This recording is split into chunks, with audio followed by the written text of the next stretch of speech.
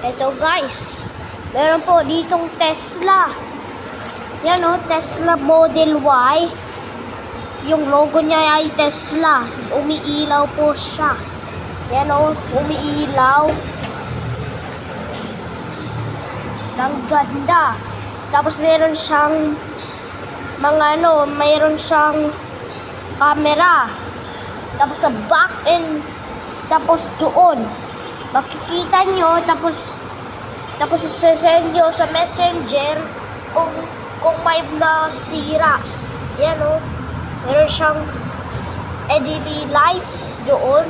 Yan, lights. Yan, tapos may trunk siya. Tapos meron siyang windshield wiper. Yan po. Guys, nandito po kami sa KFC.